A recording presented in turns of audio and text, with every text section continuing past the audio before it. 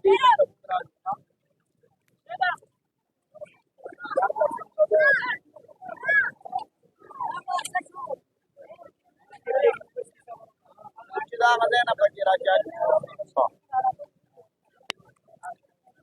الله الرحمن الرحیم. السلام علیکم. قدرمنو کتونکو، نصر الله خټک یم ستاسو په درانه خدمت کې حاضر شوم.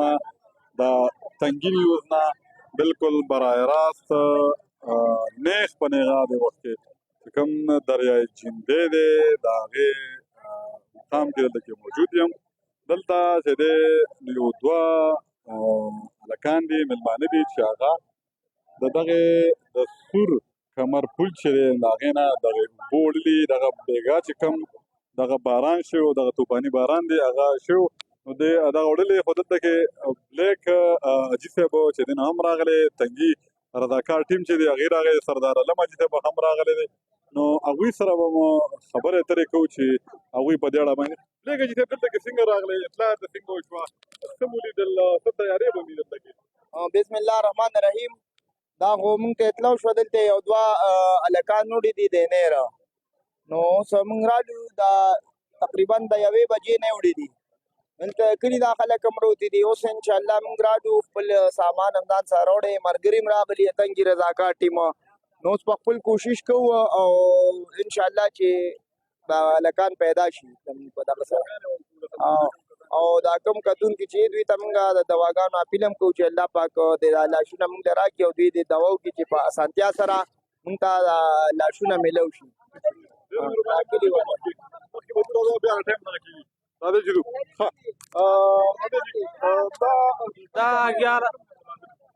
دا 2 بجې را ملګري وړي 3 کسان دي او 3 کسان دي، یو ماشوم دی، 2 مېلمانه دي او 11-22 سواره هم راغلي دي او له تنګي نه ټیم راغی که خیر دوی بیا را پیدا کړي انشاءالله.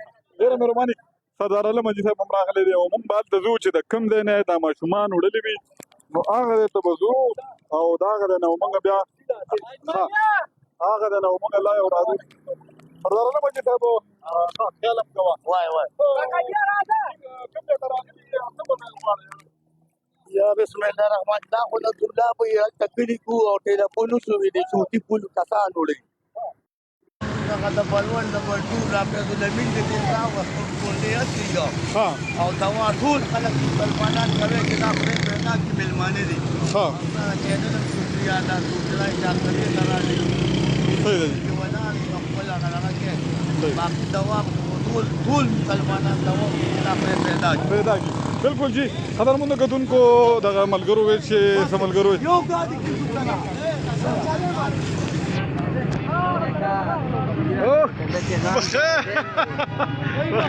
طوفان ته څنګه یې؟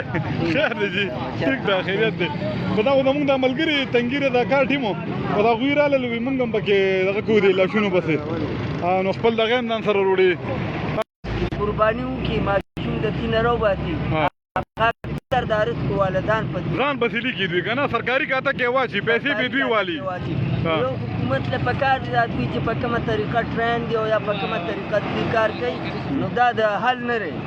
دوی ته سم ټریننګ ورکول پکار دي او په کوم مطلب دا پرایویټ خلک د دوی نه زیات تجربه ټیک شو جی. ډېره مننه عزتمن شی جی. قدرمنو کتونکو دا زموږ سینیر خبریال طوفان صاحب او موږ به ورځو. بلیک حاجي صاحب هم دلته کې زموږ چې دی نو ځان تیارۍ د هغه ټیم هم راغلی، سردار علم حاجي صاحب هم چې دی نو خپل ګاډۍ راوستی دی دلته کې، ټول ټیم فهیم بھائی هم دی او همدغه کوشش یې دی دغه چې دغه 3 کسان چې کوم دغې اوبه وړلي دي نو کوشش هم دا دی چې دغه لاشونه چې دی نو موږ د دغې اوبو نه چې دی نو برآمد کړو او دا یو ډېر غټ غم دی. او به هر حال تنګي رضاکار ټیم چې دی یا چې کوم زموږ دغه ګروپ دی نو سردار علم حاجي صاحب دی، بلیک حاجي صاحب دی، دا یوازې موږ د تنګي دغه غم نه کوو. موږ دلته کې 400 ته هم دا دی راغلي او کوشش هم دا دی چې دغه غمځپلې کورنۍ چې ده دغه لاشونه پیدا شي او موږ روانېږو اپریشن به کوو. تاسو ته به موږ لا یو راځو بیا که خیر انشاءالله. ډېره مننه جي، عزتمن شي.